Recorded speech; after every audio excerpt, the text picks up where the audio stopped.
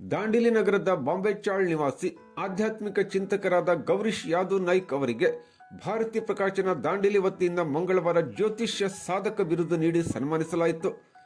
ಶ್ರೀಕೃಷ್ಣ ಜನ್ಮಾಷ್ಟಮಿ ಎಂದು ಪ್ರತಿ ವರ್ಷ ಆಚರಿಸುವ ಮಾಶಾಸನ ಪಡೆಯಲು ಅವಕಾಶ ಪತ್ರ ಇದ್ದರೂ ಸುಳ್ಳು ದಾಖಲು ಎಂದು ತಿರಸ್ಕರಿಸಿದ ದೇಸಿ ಸ್ವಾತಂತ್ರ್ಯ ಯೋಧ ನಾಡು ಮಾಸ್ಕೇರಿಯ ಕೃಷ್ಣ ವೆಂಕಣ್ಣ ನಾಯಕ್ ಅವರ 110ನೇ ಜನ್ಮದಿನಾರ್ಥ ಪ್ರಾಮಾಣಿಕ ಚಿಂತನ ಕಾರ್ಯಕ್ರಮದಲ್ಲಿ ಜ್ಯೋತಿಷಾಧಕ ಬಿರುದು ನೀಡಿ ಸನ್ಮಾನಿಸಲಾಯಿತು. ನಗರಸಭೆ ಅಧ್ಯಕ್ಷರಾದ ಅಶ್ಫಾಕ್ ಅಹಮದ್ ಶೇಖ್ ಅವರು ಕಾರ್ಯಕ್ರಮದ ಅಧ್ಯಕ್ಷತೆ ವಹಿಸಿದ್ದರು. ಮುಖ್ಯ ಅತಿಥಿಗಳಾಗಿ ಜಿಲ್ಲಾ ಶಿಕ್ಷಕ ಪ್ರಶಸ್ತಿ ವಿಜೇತ ಆದರ್ಶ ಶಿಕ್ಷಕ ಸುಭಾಷ್ ನಾಯ್ಕ್, ಹಾಸ್ಯ ಕಲಾವಿದ ವಿಶ್ವನಾಥ್ ಭಾಗವತ್, ರಮೇಶ್ ನಾಯ್ಕ್, ರವಿ ಚವ್ಹಾಣ್, ಪ್ರೇಮಾನಂದ್ ರಾಥೋಡ್, ರಮೇಶ್ ಚಂದಾವರ್ ಪಾಲ್ಗೊಂಡಿದ್ದರು. ಕಾರ್ಯಕ್ರಮವು ರಾಜ್ಯೋತ್ಸವ ಪ್ರಶಸ್ತಿ ಪುರಸ್ಕೃತ ಹಿರಿಯ ಸಾಹಿತಿ ಮಾಸ್ಕೇರಿ ನಾಯ್ಕ್ ಅವರ ನೇತೃತ್ವದಲ್ಲಿ ನಡೆಯಿತು. ಈ ಸಂದರ್ಭದಲ್ಲಿ ಸಂಗೀತ ಶಿಕ್ಷಕ ಚಂದ್ರಶೇಖರ್, ಬಾಬಾ ಜಮಾದಾರ್ ಮೊದಲಾದವರು ಇದ್ದರು.